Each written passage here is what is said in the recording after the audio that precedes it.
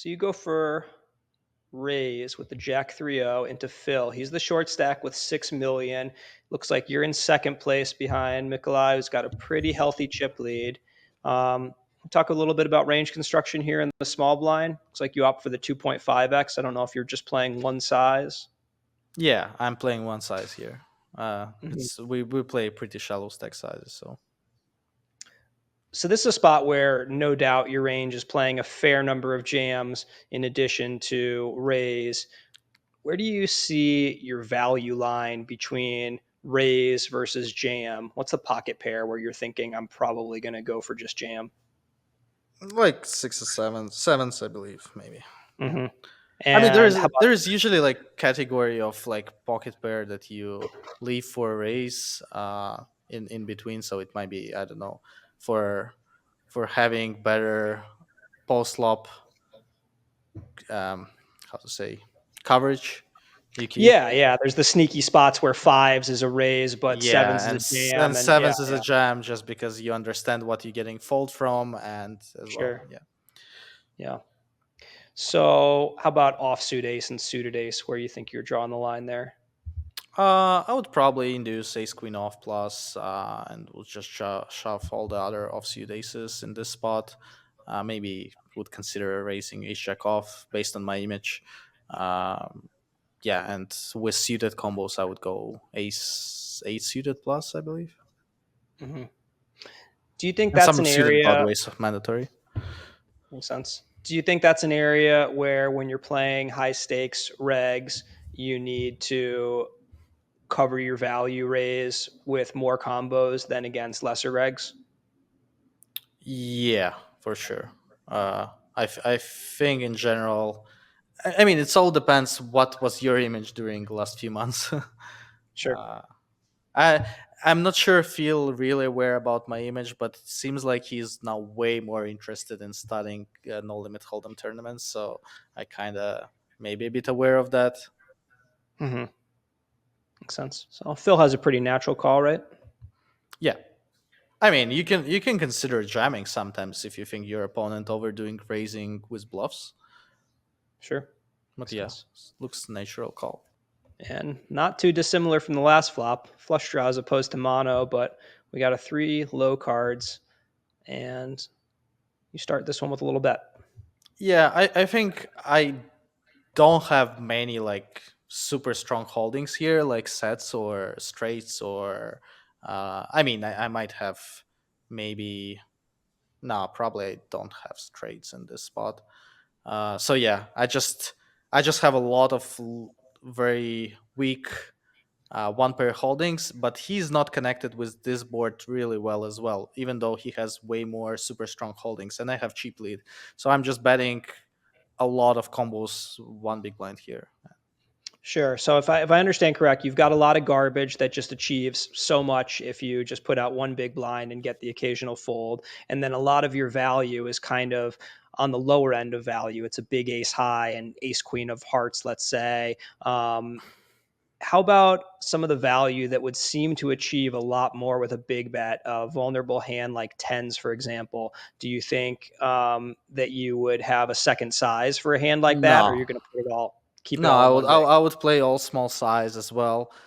He will be forced to continue low equity hands because he has way more connectivity with this board for his super strong holdings. Hmm. Or he's completely not connected with this board. So that's why I'm forcing him to play wider range while I have opportunity to attack him by ICM. Okay. Now, if this is an opponent you don't have much respect for, you think they overfold pre a lot, they don't find enough of the creative backdoor type bluffs when you bet one big blind, might you deviate against them and play something like two and a half big blinds with a hand like Uh, tens? Maybe, but I don't see much point. I think such person probably will take care of protection on that board and probably will jam weaker holdings that are connected with this board. Let's say he's holding, I don't know, queen four of diamonds. He might just jam on this flop. Sure. Okay. Phil calls with not the most obvious call. What are your thoughts there? Um, I was kind of in the hand. I was expecting such continuations because I just bet one big blind, and um, even if he has very far backdoor equity for the straight draw, it's still pretty cheap price. And let's say I'm pretty sure he's folding 9-8, but 9-7 maybe he's sometimes continuing.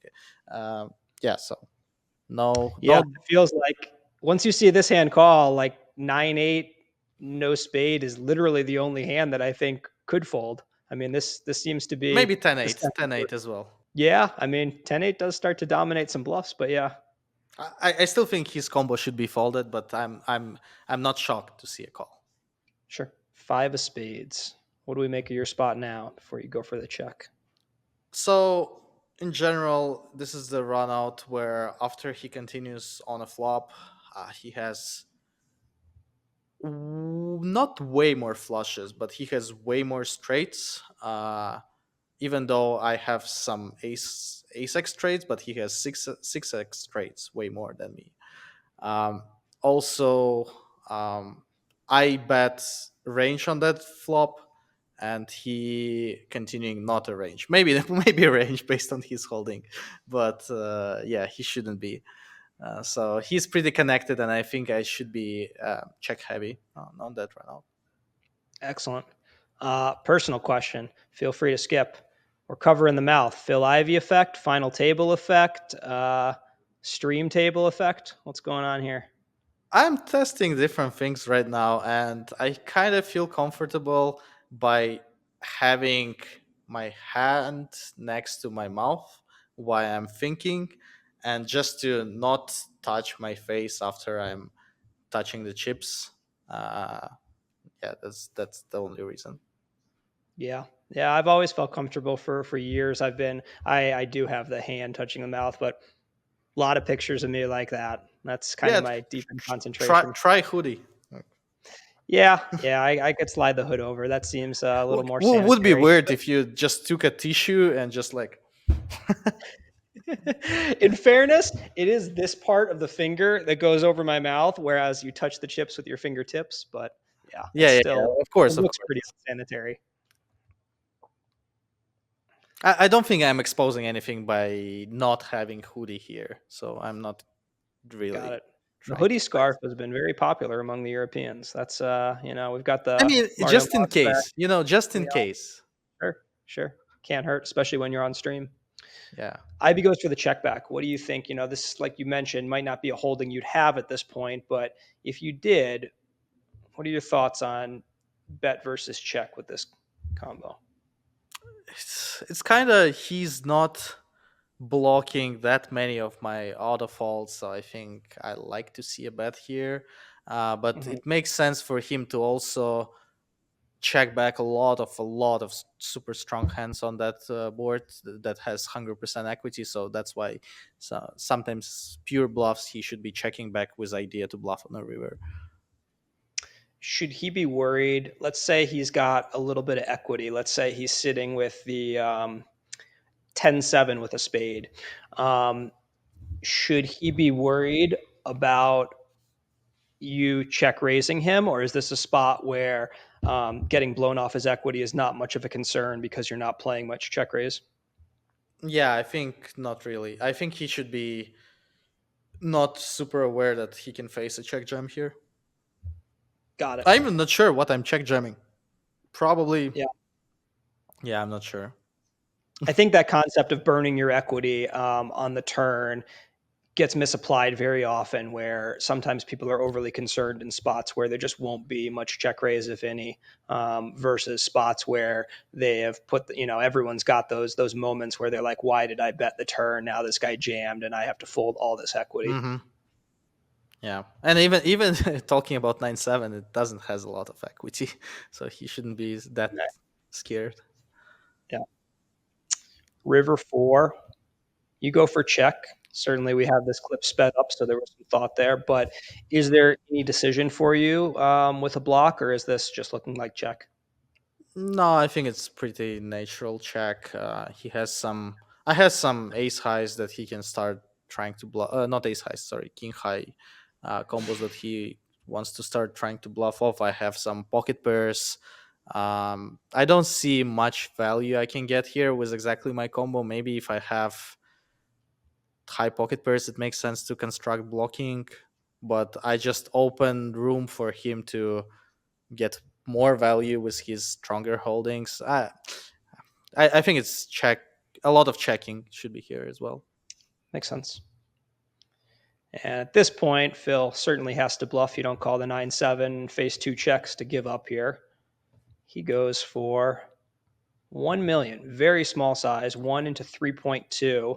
One of these sizes you don't see too often for chips. Even when they do appear, I think you don't see people pull the trigger. Of course, the penalty being for such a small upside betting value, 1/3, you are reopening the action.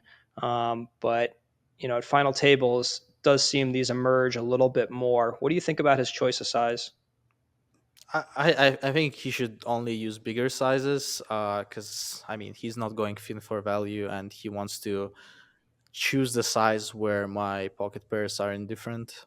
Uh, Let's talk about not going thin for value. Why does Phil not want to bet, let's say, King Five of Hearts? um, hmm, having king, yeah, I mean probably he can start betting king five, but it's as well ICM spot where he should in general have more polar strategy in this spot because he gives opportunity to reopen action, and playing ICM post flop, you definitely should be more aware how thin you can go for value. So in chips, it makes sense to even put king five to big size. But in ICM, I'm not sure. Maybe it makes sense to start using like small size with your thin value bets here, but seems like it's not very good idea. Got it. So let's flip it over to your decision. Facing such a small bet, if it's not a size you're using, it's certainly going to take you off chart a little bit, off course in terms of your thought process, trying to make sense of why he's doing this, right? What are you thinking at this time? Actually, during the handout, I was exactly thinking what you said. What combo he wants to bet like small size. I was like, it's probably like some five that he wants to get value from like my deuce or free. But am I expecting him to bet really quick 5x with no time bank? Mm. It's low chance and it's kind of good price. So I think this is one of the spots is easy to over bluff because you should. It's very hard to go very thin for value. He's not defending here a lot of offsuit hands in this spot. So those 5x, it's mostly like 10-5 suited, 5-9 suited, 5-7 suited plus type of hands. Yeah.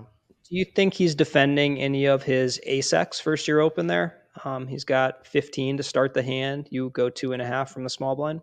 I think in ICM he probably wants to fast play them most of the ace-x. Maybe some of the ace-x he sometimes press call, but not many of them. Gotcha. What do you think are the Only most suited. likely? Only Like suited. suited, suited maybe ace five suited, ace ace four to ace seven suited, something like that. So I think that's unintuitive for a lot of people who haven't played too many final tables. Why would you defend these higher equity ace four to ace seven suited and jam, say, the ace 2-0 or ace 4-0? Just because like they like suited combos play post flop way better, and if you concerned of having some ace x in your calling range, it's probably gonna be um, suited aces that not achieving, let's say if my raise calling range is ace 8 suited plus or ace 7 suited plus, so you definitely don't want to shove ace 7 and ace 6 and ace 5. You prefer just to call them. Nice. So finding the hands directly below your raise call Yeah. and putting them into the call. Nice. Yeah, and still they still dominate a lot of my like weak part of the range, and nice to have some ace x board coverage to not let me go YOLO on those Nice. boards. And you do go for the call here, and that's got to be a good feeling here. Don't pick too many B33 bluffs off, and I mean, there's no better time than final four of the main event. Oh yeah, and it's pretty big pot anyway. Yeah, yeah, that's a huge swing.